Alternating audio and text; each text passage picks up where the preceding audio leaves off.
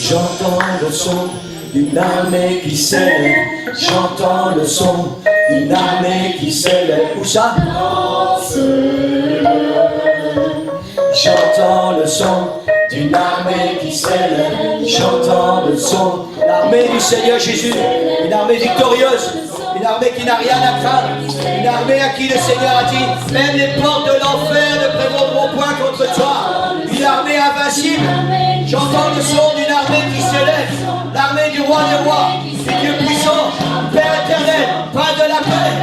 Alléluia. Dans ce lieu, j'entends le son d'une armée qui s'élève. J'entends le son d'une armée qui s'élève. J'entends le son d'une armée qui s'élève. Dans ce lieu, j'entends le son d'une armée qui s'élève. J'entends le son d'une armée qui s'élève. J'entends le son d'une armée qui s'élève. Dans ce lieu, j'entends le son d'une armée qui s'élève. J'entends le son d'une armée qui s'élève. J'entends le son d'une armée qui s'élève. À l'hiver,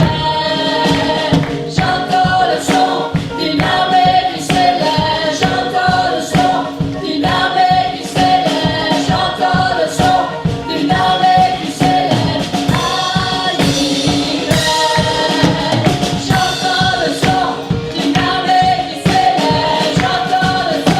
d'une armée qui s'élève. À l'hiver, j'entends le son d'une armée qui s'élève. J'entends le son d'une armée qui s'élève. J'entends le son d'une armée qui s'élève. À l'hiver, j'entends le son d'une armée qui s'élève. J'entends le son d'une armée qui s'élève. J'entends le son d'une armée qui s'élève.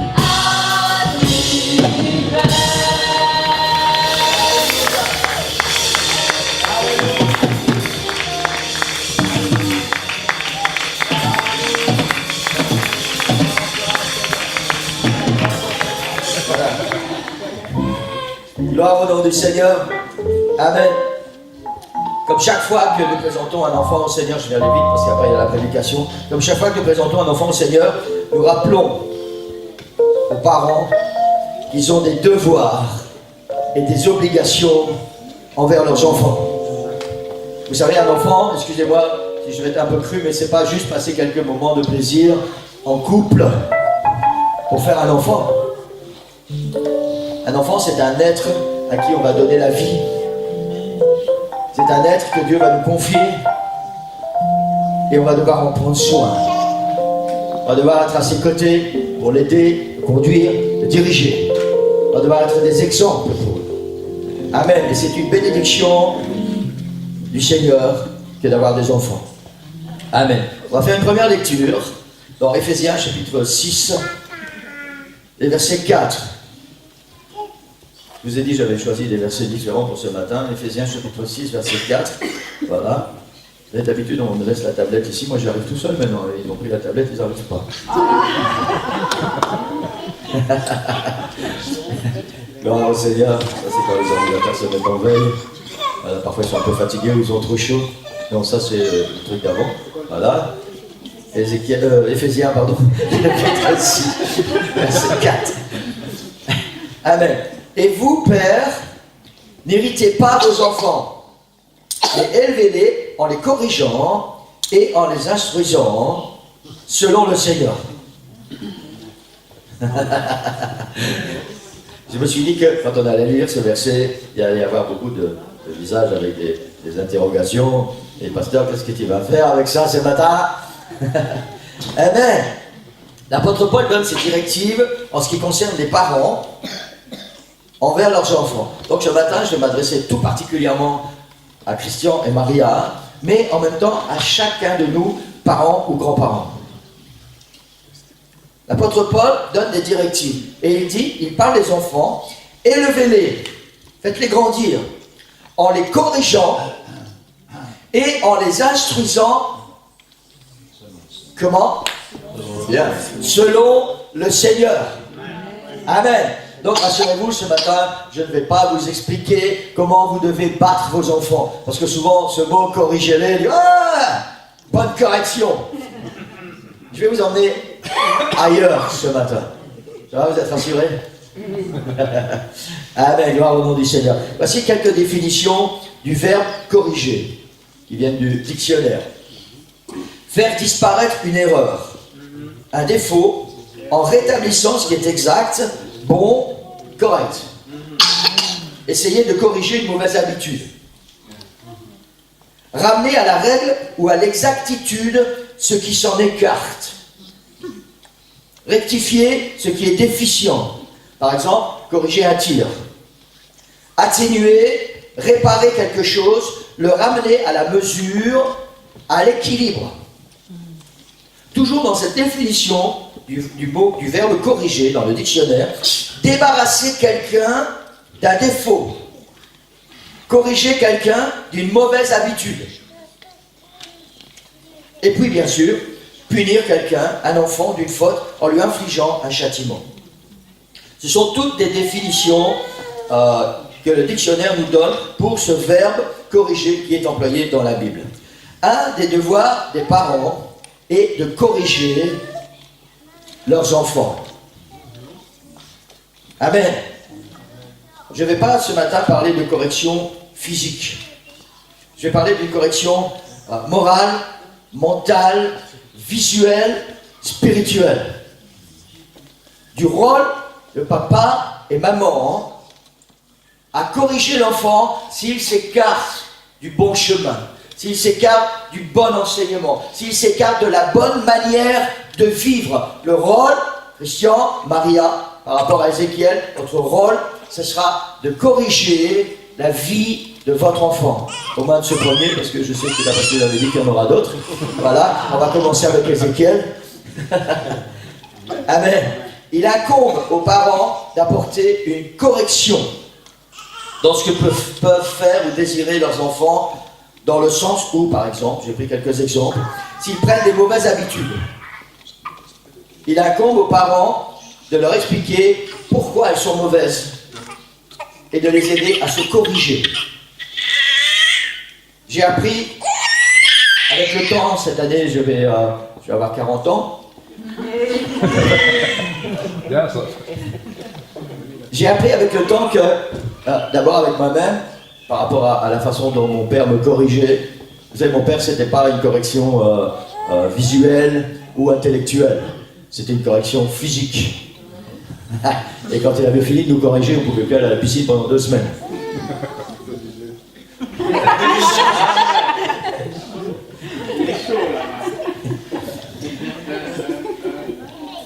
Et j'ai pris des mauvais chemins avec mes enfants quand ils étaient petits. Et j'ai appris une chose. C'est que c'est pas en punissant, en disant « tu peux pas ». On arrive à quelque chose. Corriger, c'est dire « ce que tu fais, c'est pas bien, mais il faut expliquer pourquoi ». Vous savez, c'est tellement dommage qu'il faut attendre d'avoir un peu plus que 40 ans comme moi pour commencer à être un peu sage et à découvrir les meilleures choses de la vie. J'aurais aimé comprendre ce que j'enseigne ce matin quand j'avais 20 ans. Mais voilà, je n'ai pas compris tout de suite. Et vous avez la chance, en même temps, personne ne m'a appris ça. Donc vous avez la chance ce matin de recevoir cet enseignement. Tous les parents, soyez attentifs. Les grands-parents, soyez attentifs. S'ils prennent des mauvaises habitudes, nous devons leur expliquer pourquoi elles sont mauvaises. S'ils font des mauvais choix, nous devons leur expliquer pourquoi ce choix est mauvais. Je parle à des parents chrétiens ce matin. S'ils font des projets, mais ne prennent pas la bonne direction, nous devons les orienter, corriger leurs pensées. Pendant que j'ai préparé ça, il y a une pensée qui m'est venue. Je ne sais pas si ça vous arrive à certains d'aller tirer à la carabine quand c'est les foires pour gagner des lots. Et moi, ça m'arrive très rarement. Je pense que depuis que je suis marié, peut-être ça m'arrive une fois ou deux. Mais vous savez, ces gens qui vous donnent une carabine et vous payez pour avoir des plombs, derrière il y a tous les lots que vous pouvez gagner, mais ils ne sont pas stupides. Ils ne vont pas vous donner une bonne carabine. Parce que si vous êtes un peu intelligent et un peu habile, j'ai gagné 5 euros, vous allez vider son stock, il y en a pour 300 000 euros et vous avez dépensé 50 euros. Pour ceux qui ont déjà pratiqué ce genre de truc, les canons sont légèrement pliés, soit d'un côté, soit de l'autre. Ah, vous savez, quand je tire, La première fois, je vise bien le petit, je ne sais pas comment on appelle ça, vous voyez ce que je veux dire? La mire, enfin, oui, voilà. Je vise bien, je tire et je regarde où est parti le plomb. Et après, je dois juste corriger. Et après, c'est boum, boum, boum, boum. Mais il faut corriger. Si vous ne faites pas attention où part le plomb, à chaque fois, vous allez viser la mire, mais le plomb va partir à côté. Et au final, vous n'avez rien à voir. Donc, il y a une correction qui s'impose. Vous ne pouvez pas redresser la carabine. Mais vous pouvez faire quelque chose pour arriver à ce que vous voulez. Et c'est ce qui incombe à nous, parents. C'est de regarder quand nos enfants font quelque chose, où est parti le plomb? Et si le plomb n'est pas dirigé, il n'a pas atteint son but, alors c'est à nous d'expliquer aux enfants comment ils doivent faire pour arriver au but. Amen. Vous savez, contrairement à ce qu'on pourrait penser, c'est pas facile d'être parent, d'être des bons parents. Quand je dis bons parents, ça implique qu'il y a des mauvais parents. Peut-être pas volontairement, peut-être à cause de la vie qu'ils mènent, mais il y a tellement maintenant de parents qui abandonnent, ils mettent les enfants dans la rue, et les enfants ne savent pas dans quelle direction aller, ils ne savent pas quel chemin prendre, ils ne savent pas quel choix faire, et ils partent n'importe où, et personne n'est là pour les corriger. Christian et Maria, vous avez la chance de connaître le Seigneur, de savoir ce qui est juste, ce qui est droit. Et ça, c'est un travail qui vous incombe, pouvoir corriger au fur et à mesure qu'Ézéchiel va grandir, pouvoir le corriger pour qu'il puisse atteindre son but avec le Seigneur. Amen. C'est ce que l'apôtre Paul dit. Corrigez-les et instruisez-les selon le Seigneur. Amen. Alléluia. Notre devoir des parents, j'en ai pris que 2 ce matin, à notre devoir des parents est d'instruire leurs enfants. C'est ce que l'apôtre dit. Élevez-les en les corrigeant et en les instruisant. Dans Proverbe chapitre 22, verset 6, voilà, il est dit, instruis l'enfant selon la voie qu'il doit suivre. Quand il sera vieux, il ne s'en détournera pas. Instruis l'enfant. Donne-lui une instruction par rapport à la voie qu'il doit suivre. Ça veut dire ne le laisse pas décider lui-même parce qu'il n'est pas capable de savoir ce qui est bon ou ce qui ne l'est pas.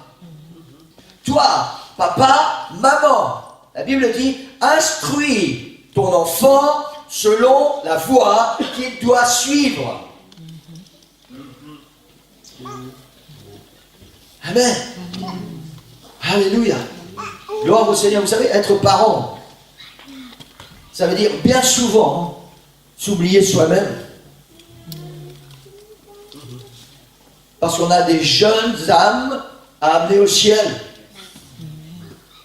On a des jeunes âmes à diriger, à conduire dans les voies du Seigneur. Et pourquoi dans les voies du Seigneur? Parce que si ce n'est pas dans les voies du Seigneur, c'est dans les bras du diable. Vous savez, il n'y a pas 36 solutions. Hein. Blanc c'est blanc, noir c'est noir. Et autant que je n'avais pas dit ça. Hein. Si votre enfant n'est pas dirigé dans les voies du Seigneur, alors il va se diriger lui-même dans les bras du diable. Et nous savons très bien ce qui va se passer. Instruis l'enfant selon la voie qu'il doit suivre. Proverbe chapitre 4, versets 3 et 4. Ici c'est Salomon qui parle, il dit, j'étais un fils pour mon père, un fils tendre et unique auprès de ma mère. Il m'instruisait alors. Il m'instruisait et me disait que ton cœur retienne mes paroles, observe mes préceptes et tu vivras. Le psalmiste a été enseigné par son père, par sa mère, selon la voie qu'il doit suivre, et il a reçu cet enseignement, observe mes préceptes, et tu vivras. Amen. Amen. Ce qui manque à la jeune génération actuelle, c'est des parents présents pour corriger leur trajectoire de vie et les instruire dans les voies du Seigneur. Ce qui manque trop dans les couples parentaux chrétiens, c'est des parents présents pour corriger la trajectoire de leurs enfants et les instruire dans les voies du Seigneur. Je vois tellement de familles chrétiennes où les enfants sont livrés à eux-mêmes parce que les parents n'ont pas le temps de s'occuper de leurs enfants. Or, nous avons une obligation. Prendre soin des enfants que Dieu nous a donnés. Parce qu'un jour, leur place doit être au ciel. Amen. Et je vais terminer avec ceci. En 2 Timothée chapitre 3, versets 14 et 15, c'est l'apôtre Paul qui parle à Timothée. Il dit, demeure dans les choses que tu as apprises et reconnues certaines, sachant de qui tu les as apprises. Dès ton enfance, l'apôtre Paul dit à Timothée, tu connais les saintes lettres qui peuvent te rendre sage à salut par la foi en Jésus-Christ. Dès ton enfance, Timothée est devenu pasteur. Timothée était d'abord un disciple de l'apôtre Paul, ensuite il est devenu pasteur, parce que par sa mère, si vous connaissez un petit peu votre Bible, de par sa mère et de par sa grand-mère, il a reçu les enseignements, la marche à suivre pour être un disciple du Seigneur. Et l'apôtre Paul lui dit, dès ton enfance, tu connais les saintes lettres qui peuvent te rendre sage à salut. Amen. Et parents, laissez-moi vous dire ceci ce matin, même si vous avez l'impression que ça gaffe vos enfants quand vous leur parlez du Seigneur, parce que ça peut arriver. Vous savez, un enfant, il va être beaucoup plus... comment je veux dire? Spontané. Spontané. Non, c'est pas spontané. Comment je veux dire ça? Beaucoup plus attiré à mettre la télévision et à regarder n'importe quoi qu'à écouter papa et maman leur parler de ce que Jésus veut. Parce que c'est comme ça, c'est la vie, on ne peut rien y faire, c'est comme ça. Mais il ne faut pas vous décourager avec ça, les parents. La Bible dit, instruis l'enfant selon la voie qu'il doit suivre. Fais ton travail. Fais ton travail. T'occupe pas de ce que ton enfant veut ou de ce qu'il ne veut pas. Instruis-le dans les voies du Seigneur. Dans l'Ancien Testament, la Bible emploie le mot inculquer. C'est répéter, répéter, répéter, répéter, jusqu'à ce que ça soit mis à l'intérieur et que ça soit indélébile. On ne peut plus l'enlever. Christian, Maria, votre travail, c'est d'instruire, d'enseigner les voies du Seigneur à Ézéchiel. Pour l'instant, vous faites ce que vous voulez avec lui. C'est le meilleur moment. Après, il va grandir, il va commencer à dire non. Amen. Amen. Nous savons, nous, parents, ce qui est bon pour les enfants, et nous savons qu'il y a une seule voie qui est la bonne. C'est celle de les conduire dans les bras du Seigneur Jésus-Christ. Amen. Et il nous incombe de faire. Amen. Gloire au Seigneur. Je demande à Christian, Maria, Ézéchiel. Viens, Ézéchiel. Voilà, de s'approcher. Amen. Je voudrais que l'église, vous puissiez vous lever. On va faire passer à l'église. Voilà, regardez comme il est beau. Wow. C'est beau, non? Oui. Vous pouvez vous approcher si vous voulez. Voilà, je vais demander à l'équipe de prière de venir. On va prier pour Christian, on va prier pour Maria, parce que c'est pas facile d'être parent. C'est pas facile d'être des bons parents. Amen. Donc on va vraiment prier pour eux, que le Seigneur leur donne la puissance, l'autorité, la sagesse pour corriger convenablement les enfants. Et on va prier pour Ézéchiel, que le Seigneur prenne soin de sa santé et qu'il puisse grandir avec dans son cœur l'envie de servir le Seigneur que ses parents vont mettre dans sa vie. Les rêves, ça coûte pas cher. C'est pas mon moral. Je veux pas lui casser son moral. Continuez de rêver, papy. C'est ça qui fait que parfois dans la vie, ou souvent dans la vie, on avance. C'est quand on rêve, parce qu'on a un rêve. Amen.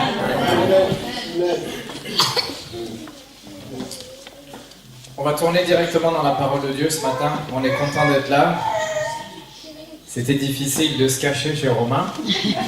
Chaque fois qu'il y avait quelqu'un qui appelait, on dit chut, fallait dire aux enfants de se taire. Chaque fois ça sonnait à la porte, chut, il fallait aller cacher les enfants. On ne savait jamais si c'était Papilou qui allait passer à l'improviste.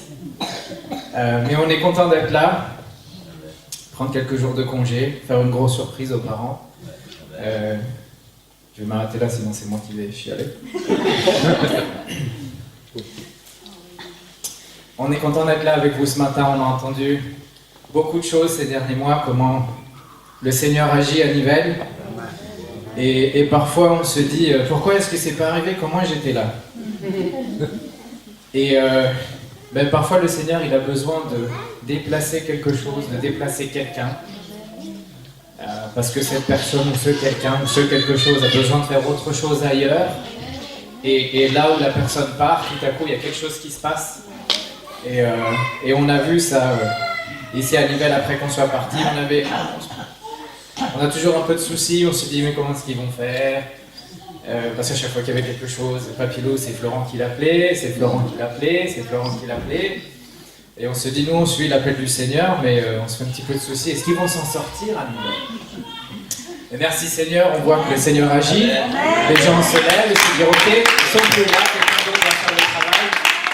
Et c'est comme ça que le Seigneur agit aussi. Il permet que quelqu'un parte ou que quelqu'un d'autre sente l'appel et prenne le relais. Amen. On va lire dans Ésaïe chapitre 28, verset 5 et verset 6.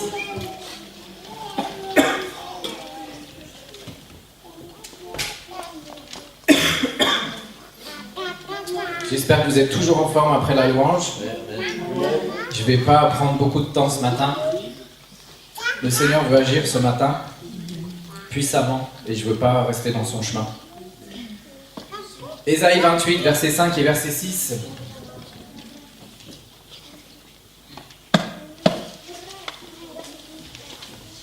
Yes. En ce jour, l'Éternel des armées sera une couronne éclatante, une parure magnifique pour le reste de son peuple, un esprit de justice pour celui qui est assis au siège de la justice, et une force pour ceux qui repoussent l'ennemi jusqu'à ses portes. Vous pouvez vous asseoir.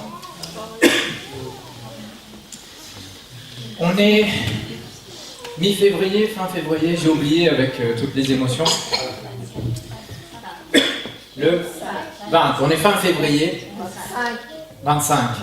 On est fin février.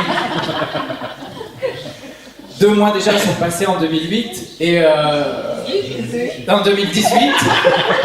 Je vous ai dit, oh Seigneur Jésus. Ok, on va prier vite fait. Sinon je ne vais pas y arriver. Donc on a 2 mois qui sont passés en 2018, mais c'est encore relativement tôt dans l'année. Et on est encore dans cette période où il y a encore des gens qui essayent de s'en sortir avec leurs nouvelles résolutions. De se dire, oh 2018, j'ai décidé de perdre du poids. 2018, je vais changer de travail. 2018, je vais être le mari parfait pour ma femme. 2018, je vais avoir un bébé. Peu importe. Mais bien souvent, on voit que à l'époque où on est maintenant, fin février, les bonnes résolutions, elles sont déjà loin, bien oubliées. Il y a une petite minorité de gens qui continuent à travailler, qui ont un objectif, qui ont un rêve, comme Papilou. Pasteur, il a le rêve qu'on revienne en Suède. Et tous les ans, sa bonne résolution, Seigneur, je vais jeûner, je vais prier jusqu'à ce qu'il rentre. Continue à jeûner, prier, Papilou. C'est comme ça que Dieu agit. Et il y a une petite minorité de gens qui continuent à poursuivre leur ambition, leur goal, leur résolution pour 2018. Qui veulent donner un tout nouveau départ à leur vie. Bien souvent, on entend cette phrase, on va dire, nouvelle année, nouveau moi. Je serai nouveau cette année. Je vais tout changer dans ma vie. Mais au plus je vieillis, je ne suis pas encore très vieux, j'ai bientôt 40 ans, comme le pasteur. Au plus je grandis dans ma marche avec Dieu, au plus je grandis dans la vie en général, au moins stupide je deviens. Je ne vais pas prétendre devenir intelligent ou sage. Je deviens de moins en moins bête, par la grâce de Dieu. Et au plus je réalise que je ne pourrai jamais changer le début de mon histoire. J'ai pas choisi où naître. J'ai pas choisi qui sera mon père. J'ai pas choisi qui sera ma mère. J'ai pas choisi quand naître. J'ai pas choisi mon frère. J'ai pas choisi ma sœur. J'ai pas choisi ma belle-sœur. J'ai pas choisi mes neveux, mes cousines. J'ai pas choisi les cousins, les tatas, les tontons. J'ai pas choisi les valeurs et les convictions que mes parents allaient m'inculquer, les comportements et les ambitions qu'ils allaient avoir. Tout ça, ça m'a été imposé. C'était mon bagage quand je suis arrivé sur cette terre, le début de mon histoire, et ce contexte dans lequel ils étaient, les circonstances dans lesquelles ils étaient, ont imposé tout ce qui m'a été donné au moment où je suis arrivé dans ce monde. Et je grandis, comme disait le pasteur, je commençais à dire non, je commence à prendre mes propres décisions, je deviens un petit peu plus âgé, j'ai mes propres ambitions pour la vie, qu'est-ce que je veux faire comme étude, où est-ce que je veux habiter, qu'est-ce que j'ai envie de faire avec ma vie. Je prends mes propres décisions sur la direction que je veux donner à ma vie. Mais tout ça, à partir du point de départ, de là où j'ai commencé. Et je ne pourrai jamais changer ce point de départ. Je ne pourrai jamais changer là où j'ai commencé. Je ne pourrai jamais changer là où la course a commencé. Mais je pourrai toujours changer mon point d'arrivée. Je ne pourrai jamais changer ce qui m'a été donné. Je ne pourrai jamais changer tout ce que j'ai reçu à ma naissance. Mais je pourrai toujours changer, décider comment ça va être utilisé. Dans quel but je vais utiliser mes talents, dans quel but je vais utiliser mes dons, dans quel but je vais utiliser les capacités que j'ai reçues. Je ne peux pas changer ce que j'ai reçu, mais j'ai le pouvoir de décider ce que je vais en faire. Et mon histoire, elle ne doit pas se terminer, elle ne doit pas s'arrêter là où j'ai commencé. Sinon, ça veut dire que j'ai passé ma vie à tourner en rond. Et je suis revenu au point de départ. Je veux que ma vie, elle s'arrête, même si c'est juste un pas. Même si c'est juste un tout petit peu plus loin que là où j'ai commencé. Je ne veux pas que ma vie s'arrête là où j'ai commencé, que j'ai passé ma vie à faire du surplace.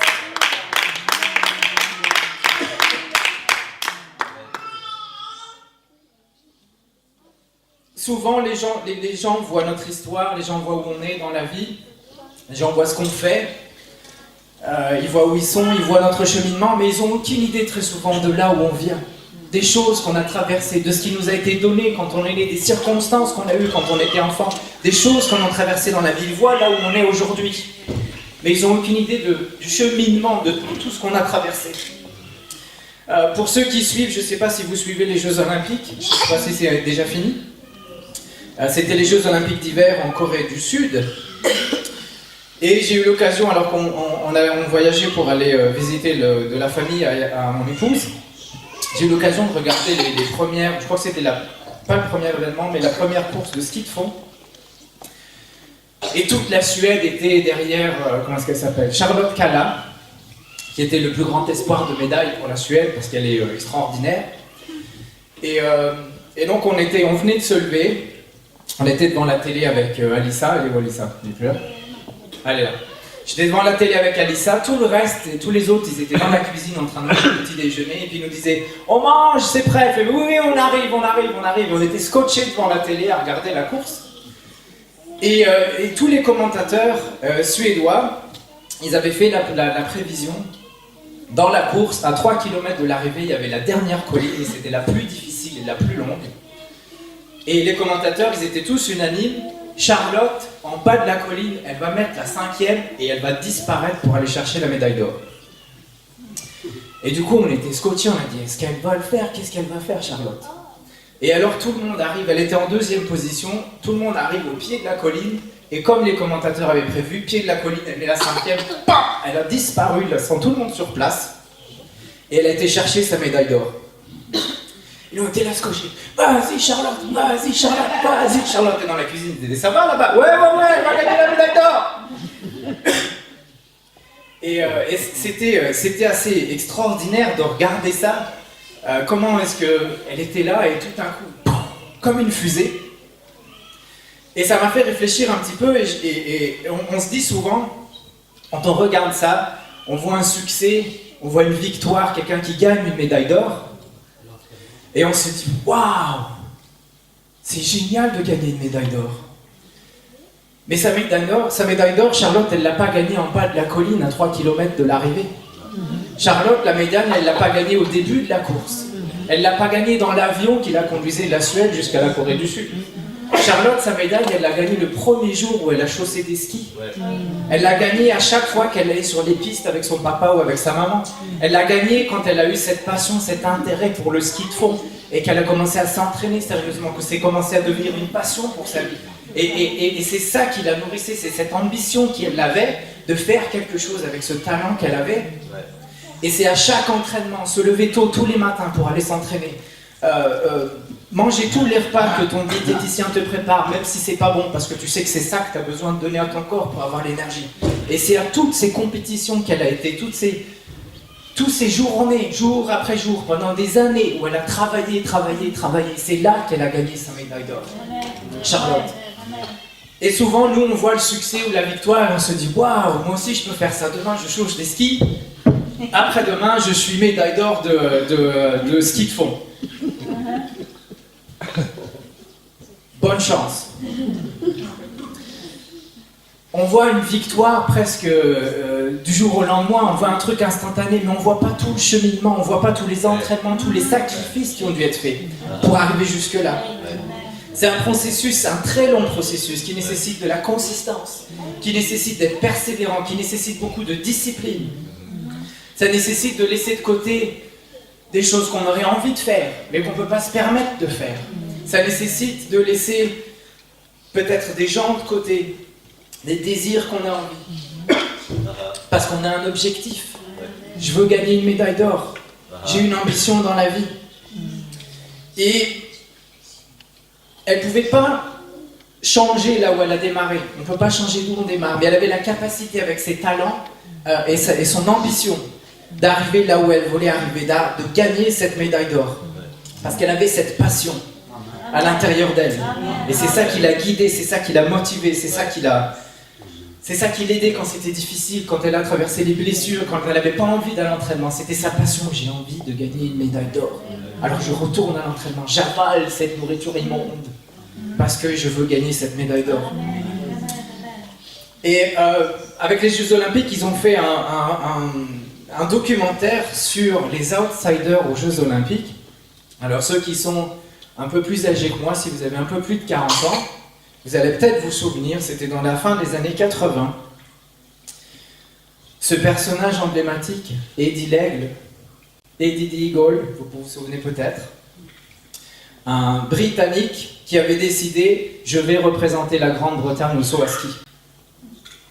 La Grande-Bretagne, ils n'ont pas de neige, ils n'ont pas de piste de ski, ils n'ont pas beaucoup de montagnes, il n'y avait pas d'entraîneur, mais il avait décidé, je vais aller aux Jeux Olympiques et je suis sauteur à ski représentant la Grande-Bretagne. Vous pouvez, si vous avez envie, vous pouvez aller regarder un petit peu son histoire. C'était les Jeux Olympiques de Calgary en 88. Et il n'a pas fait grand-chose, le pauvre chouchou. Il a battu le record de Grande-Bretagne de saut à ski. Mais il a terminé bon dernier de la compétition. Mais à cause de son ambition, parce que c'était quelqu'un qui avait aucune chance de gagner. Mais sa persévérance, sa mentalité, sa consistance, sa discipline ont fait que tout le monde l'a acclamé quand il a sauté. À la cérémonie de clôture, il a même été ovationné. Il y a des gens qui étaient jaloux, qui disent « Oh, moi j'étais venu ici pour me faire un nom, j'allais gagner, et c'est toi qui prends toute la gloire. » Mais parce que c'est sa discipline, sa consistance. Peu importe ce avec quoi il avait commencé. Je ne sais pas skier, il n'y a pas de neige, il n'y a pas de saut à ski, je ne sais pas comment je vais faire, mais je vais aller aux Jeux Olympiques. Et c'est ça qui a fait qu'il a réalisé son rêve. Celle-ci, ça va peut-être vous allez peut-être vous souvenir, l'équipe jamaïcaine de bobsleigh. La même chose. Imaginez un petit peu, la Jamaïque. C'est dans le milieu de l'Afrique, sur la droite, si je ne me trompe pas. Il fait chaud, il y a des plages. Ça descend jamais en dessous de 20 degrés. Et quelqu'un a la bonne idée. Les mecs, on va aller représenter la Jamaïque aux Jeux Olympiques d'hiver, on va faire du bobsleigh.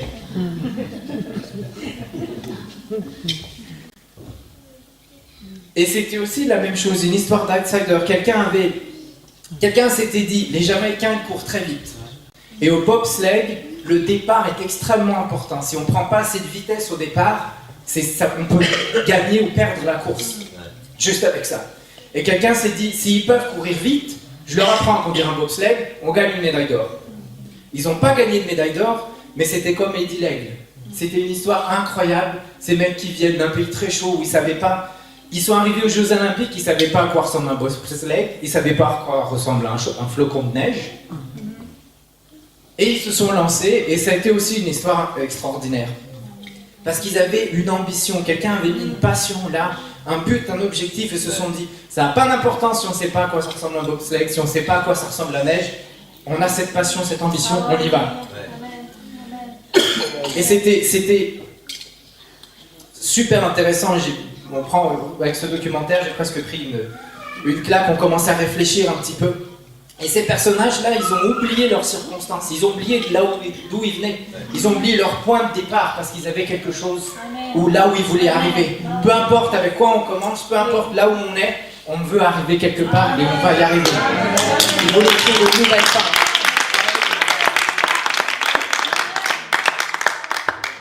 Et c'est la même chose pour nous. Je ne peux pas réécrire le début de mon histoire. Vous ne pouvez pas réécrire le début de votre histoire. Mais je peux pas retourner en arrière et me plaindre à mes parents. Ah, mais t'as pas fait ça quand j'étais petit. Ou t'as fait trop de ceci quand j'étais petit. Ou j'ai pas eu ça quand j'étais petit. Ou j'ai eu trop de ça quand j'étais petit.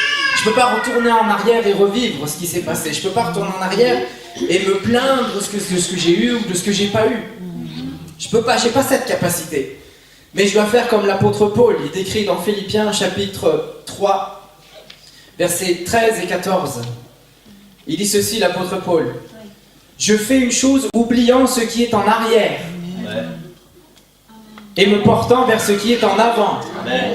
J'oublie que là où je viens, j'oublie tout ce qui s'est passé avant. J'oublie que tel et tel, ils m'ont blessé, ils ont dit des choses qui m'ont offensé. J'oublie que j'ai pas eu tout ce que je voulais quand j'étais petit. J'oublie que j'ai pas pu faire tout ce que je voulais quand je grandis. Mais j'oublie tout ça et je regarde devant. Je me porte devant. Je cours vers le but pour remporter le prix de la vocation céleste de Dieu en Jésus-Christ. Je ne peux pas. Alexis, quand il court, quand je vais chercher les enfants à l'école, je récupère Alan et Alissa à la garderie, après l'école, et puis je vais chercher Alexis. Et Alexis, il aime bien courir, il aime bien faire la course. Alors quand on sort de la crèche, il y a des lignes de parking, alors il s'arrête devant la ligne, puis il dit, papa, on court maintenant. Mais il faut attendre, c'est lui qui dit le départ. À vos mains, prêt, partez. On commence à courir. Et Alexis, il court comme ça. Parce qu'il veut voir si je cours plus vite que lui. Et alors, au lieu de courir droit vers la voiture, Alexis, il fait... Puis après, il chante, ah non, papa, il est par là. Ah non, papa, il est par là. Et je le laisse gagner parce que sinon, c'est la crise. Mais il va jamais arriver comme ça parce qu'il regarde, il essaie de courir devant et il regarde derrière ce qui se passe. Et c'est la même chose dans notre vie à nous. Bien souvent, on essaye d'aller en avant, on veut faire des choses pour le Seigneur, on veut faire des choses avec notre vie, on veut arriver quelque part dans notre mariage, on veut arriver quelque part avec nos enfants et on est focalisé sur ce qui s'est passé derrière.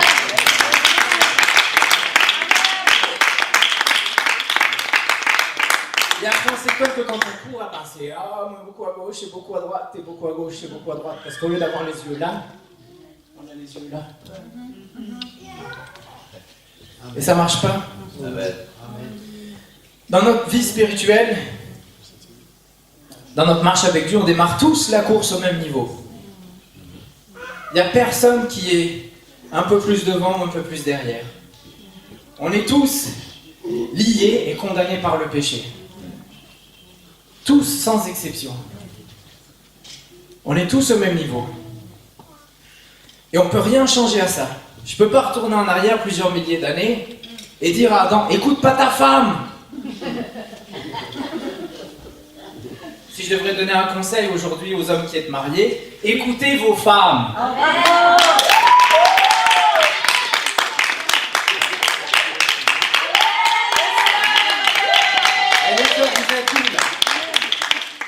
Je ne peux pas retourner en arrière et dire écoute pas le serpent, regarde pas le fruit. Je ne peux pas retourner en arrière et puis accrocher une pierre à la queue du serpent et le jeter dans une rivière pour pas qu'il tente Adam et Ève. Je ne peux pas retourner pour leur dire n'écoutez pas, obéissez à Dieu, faites pas cette bêtise. Je viens de plusieurs milliers d'années en avant, c'est la catastrophe si tu manges ce fruit. Je peux pas changer le passé. Et c'est ça qui fait qu'on est tous au même point de départ, liés, condamnés par ce péché. Mais ce que je peux faire, c'est que je peux changer comment ça va se terminer. J'ai le pouvoir de changer demain. Je peux laisser Dieu me toucher par son amour, par sa parole. Je ne peux pas changer le passé. Je peux me laisser conduire à un hôtel de repentance où Dieu va me changer, où Dieu va me remplir, où je vais lui donner tous mes péchés, où je vais me détourner de mon passé et donner ma vie à Dieu, le laisser me remplir. Je peux décider de traverser les eaux du baptême et prendre le nom le plus merveilleux qui soit et recevoir le pardon de mes péchés. Je peux décider d'ouvrir mon cœur et de laisser Dieu me remplir de son esprit et transformer chaque recoin de mon existence. Je ne pourrai jamais changer mon passé. Je ne peux pas changer ce qui s'est passé hier. Je ne peux pas changer d'où je viens. Mais je peux toujours changer là où je vais. Ça, j'ai le pouvoir de le faire. Là où j'ai démarré, je ne peux plus rien y faire. Mais là où je vais finir, c'est en mon pouvoir. J'ai le pouvoir de décider là où ça va se finir. Souvent dans la vie, on se plaint des choses contre lesquelles on doit lutter. On se plaint des batailles qu'on doit mener. On se plaint des circonstances dans lesquelles on est. On se plaint des choses qu'on n'a pas ou qui ne sont pas à notre disposition. Mais ce qu'on ne réalise pas, c'est que très souvent, dans la majorité des cas, la victoire ou la défaite s'obtient avant même le début de la bataille. Si je laisse entrer le ressentiment dans mon cœur, j'ai déjà laissé gagner l'amertume et la rancœur. Si je laisse entrer l'inquiétude, j'ai déjà laissé l'anxiété gagner. La bataille, elle commence avant que je commence à me battre, en fonction de ce que j'ai laissé rentrer. Et si je veux changer ma destination, si je veux pouvoir changer la fin de ma course, la fin de ma route, ça va me demander de définir des normes, des standards, des règles à suivre, une discipline, des limites, des lignes que je vais décider de ne pas traverser, de ne pas franchir. C'est là, ça c'est mes limites, parce que j'ai un objectif, et je veux rester dans ces limites-là, parce que j'ai un but à franchir, à atteindre.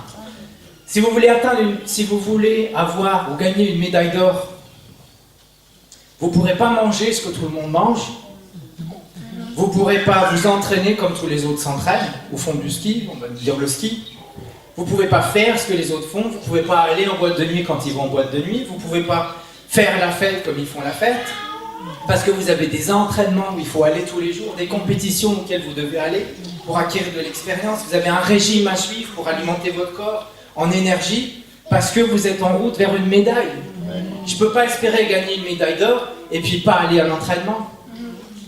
Pas manger ce que mon diététicien me donne comme régime.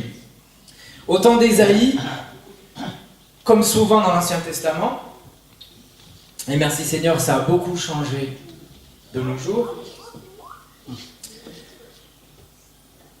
l'être humain est devenu tellement meilleur. Au temps d'Ésaïe, dans l'Ancien Testament, les dirigeants, ils avaient baissé les standards, les règles et les normes. Ils avaient rendu le peuple vulnérable.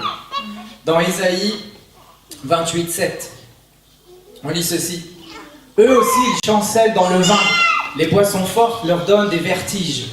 Sacrificateurs et prophètes chancellent dans les boissons fortes. Ils sont absorbés par le vin, ils ont des vertiges à cause des boissons fortes. Ils chancellent en prophétisant, vacillent en rendant la justice. Ça, c'était les dirigeants au temps d'Ésaïe, dans l'Ancien Testament, à travers toute l'histoire de l'humanité jusqu'à 2018, où là, tout à coup, l'homme est devenu tellement meilleur. L'homme a mis la barre tellement haut.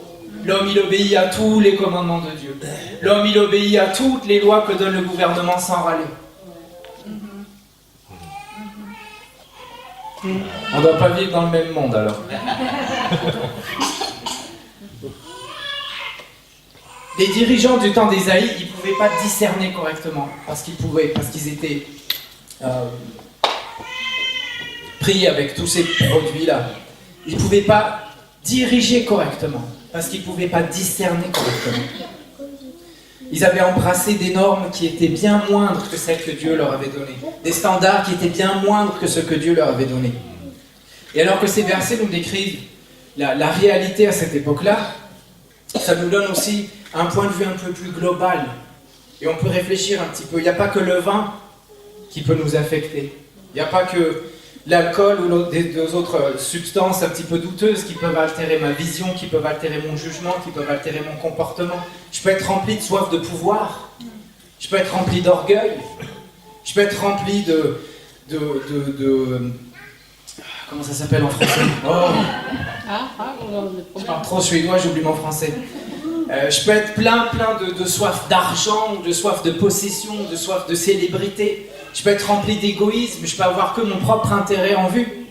Et tout ça, ça perturbe ma vision, ça perturbe mon discernement. Ça m'empêche de voir correctement. Toutes ces choses qui altèrent ma vision, qui altèrent mes décisions, qui font que je me concentre sur ce que moi j'ai envie, sur ce que moi je veux, au lieu de me concentrer sur ce que lui veut. Qui font que je me concentre sur mon propre intérêt, au lieu de me concentrer sur l'intérêt du peuple de Dieu, qui font que je me concentre sur mes désirs, sur mes ambitions, au lieu de me concentrer sur son plan et sur son appel pour ma vie. Amen. La première question que j'aimerais qu'on se pose ce matin, quelle est la source de ma force? Quelle est la source de votre force? La réponse à cette question va déterminer le type de vie que je mène ou que j'ai. Si la personne qui est assise à côté de moi est la source de ma force,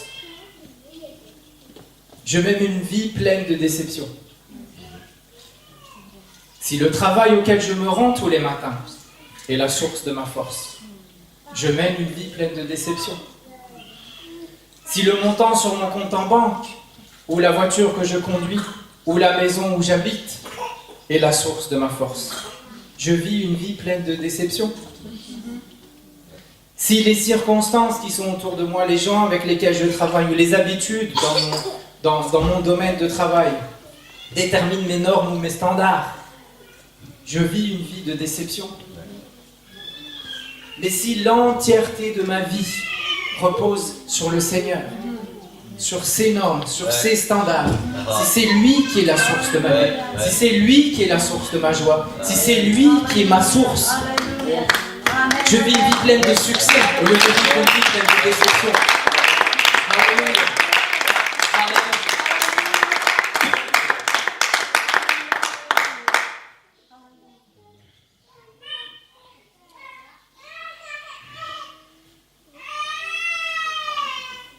On va retourner au début, Isaïe chapitre 28, verset 6. L'Éternel se rend ce jour-là un esprit de justice pour celui qui est assis au siège de la justice, une force pour ceux qui repoussent l'ennemi jusqu'à ses portes. Je pense qu'on a tous le désir que Dieu soit notre force. C'est notre désir à chacun, que Dieu soit ma force. Et on est tous rapides ou prompts à le déclarer. C'est Dieu qui est ma force. Mais la partie la plus intéressante dans ce passage, c'est que Dieu, comme source de force, vient en deuxième position. Il y a quelque chose qui vient avant. Le verset parle, le prophète dit un esprit de justice pour celui qui est assis au siège de la justice. Et après, il parle de Dieu comme une source de force. L'esprit de justice de Dieu, c'est compris comme, on le comprend comme ses normes, ses standards, ses règles, ses commandements, sa définition de ce qui est bien, de ce qui est mal, sa définition de ce qui est acceptable et inacceptable. Et si je veux que Dieu soit la source de ma force, je vais devoir d'abord faire de Dieu la source de mes standards, de mes normes, faire de Dieu la source de mes décisions, de ce qui est bien ou de ce qui est mal, de ce qui est acceptable ou de ce qui est inacceptable. Pas les gens qui sont autour de moi, pas la société dans laquelle je me trouve, pas la culture ou pas mon entreprise, mais lui. Je dois m'approprier ses standards, ses règles, ses normes, si je veux qu'il soit ma force. Je dois m'approprier sa définition de ce qui est bien et de ce qui est mal, sa définition de ce qui est acceptable et inacceptable, sa définition de voir comment est-ce que les choses doivent être faites et ne pas faites. Et nous, êtres humains, on est cette étrange créature,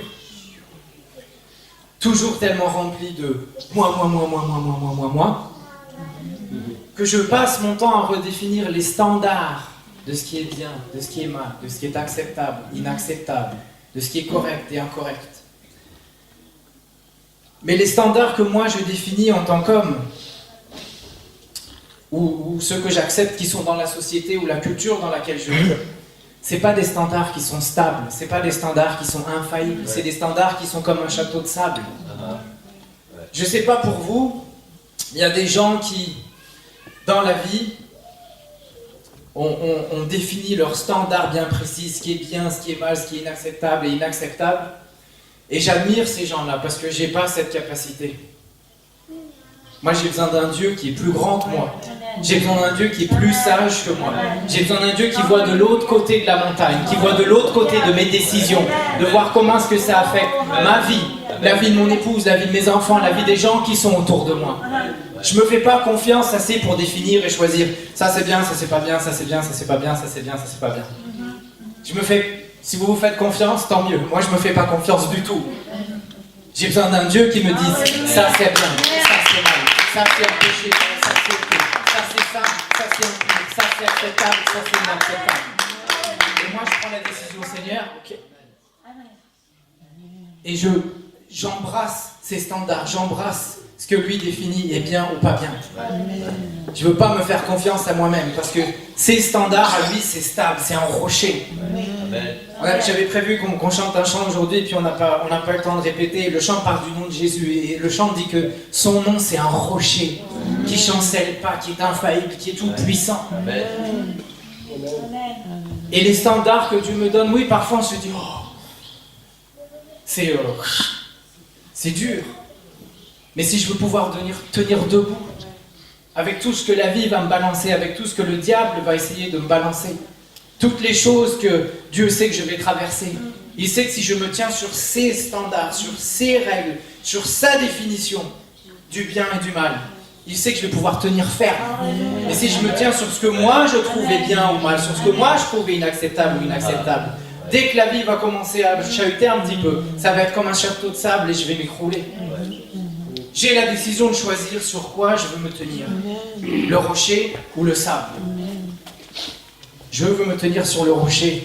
Alléluia. Je ne veux pas me tenir sur le sable. Alléluia. Alléluia. Alléluia. On va se lever tous ensemble ce matin.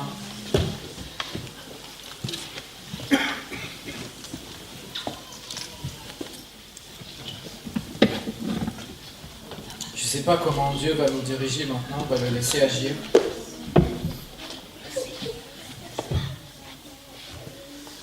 Mais on va faire l'autel en plusieurs étapes ce matin. Dieu veut agir au milieu de nous.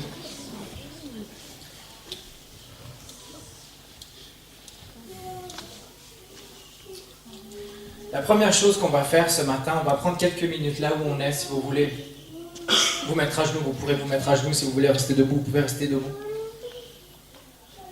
Et on va prendre quelques minutes et ouvrir nos cœurs, parler avec Dieu et examiner un petit peu ce qui se passe à l'intérieur. Et à la lumière de la parole qu'on a entendue aujourd'hui, laissez Dieu pointer du doigt les domaines où nous on a mis nos standards, où nous on a pris la décision, ça c'est bien, ça c'est pas bien, ça c'est acceptable, ça c'est inacceptable. On va laisser Dieu pointer les domaines dans notre vie où on a le mauvais paquet de standards, où on a mis nos standards qui sont faillibles, qui vont s'écrouler comme du sable, au lieu de mettre les standards de Dieu dans notre vie. On va prendre quelques instants ce matin, la première chose qu'on fait aujourd'hui, et vraiment laisser Dieu nous parler.